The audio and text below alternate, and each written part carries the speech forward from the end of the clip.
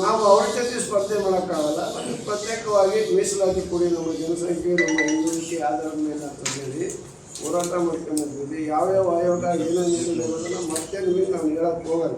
ಅದೆಲ್ಲದೂ ಕೂಡ ಡೀಟೇಲ್ಸ್ ನಿಮ್ಗೆ ಗೊತ್ತಿದೆ. ಅದರಿಂದ ಈಗ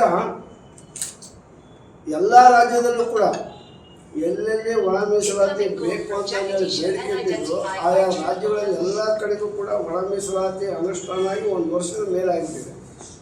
ನಮ್ಮ ರಾಜ್ಯದಲ್ಲಿ ಏನೇನೋ ಕಾರಣ ಹೊಡಿಬಿಟ್ಟು ಮುಂದೂಡ್ತಾ ಬಂದಿದ್ದಾರೆ. ಈಗ ಅಂತಿಮವಾಗಿ ಈ ತಿಂಗಳು 24ನೇ ತಾರೀಕು ಅದು ಸಂಪೂರ್ಣವಾಗಿ ಇತ್ಯರ್ಥ ಆಗಲೇಬೇಕು, ಆಗುತ್ತೆ ಅಂತಕ್ಕಂಥ ವಿಶ್ವಾಸ ನಮಗಿದೆ.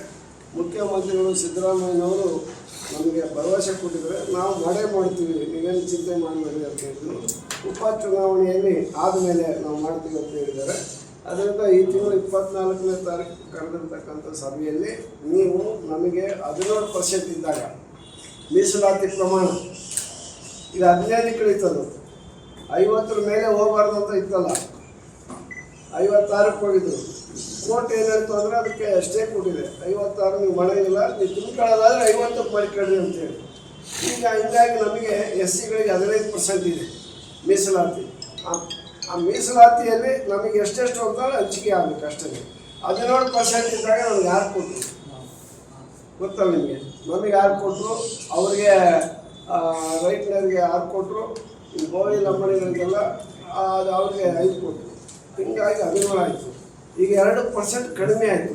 15ರಲ್ಲಿ ನಮಗೆ ಎಲ್ಲ ಆಯೋಗಗಳು ಕೂಡ ನಮಗೆ 6% ಅಂತ ಹೇಳಿದೆ. ಅತ್ಯಂತ ಹಿಂದುಳಿದರೆ ಜನಸಂಖ್ಯೆ ಇದೆ, ಇಲ್ಲಿ ಎಜುಕೇಷನ್ ಇಲ್ಲ, ಏನಿಲ್ಲ, ಅತ್ಯಂತ ಕಡುಬಡವರು ಎಲ್ಲ ಈ ಉಳಿದಂಥ ಎಲ್ಲ ಸಮುದಾಯಗಳಿಗಿಂತಲೂ ಕೂಡ ಅತ್ಯಂತ ಹಿಂದುಳಿದವರು ಅಂತೇಳಿ ನನಗೆ ಸದಾಶಿವ ಆಯೋಗ ಇರ್ಬೋದು, ಮತ್ತು ಈ ನಾಗಮೋಹನ್ ದಾಸ್ ಆಯೋಗ ಇರ್ಬೋದು, ಆಮೇಲೆ ನಮ್ಮ ಮಾಧುಸ್ವಾಮಿಯವರ ರಿಪೋರ್ಟ್ ಇರ್ಬೋದು, ಅವರೆಲ್ಲರೂ ಕೂಡ ನಮಗೆ 6% ಕೊಟ್ಟಿದ್ರು.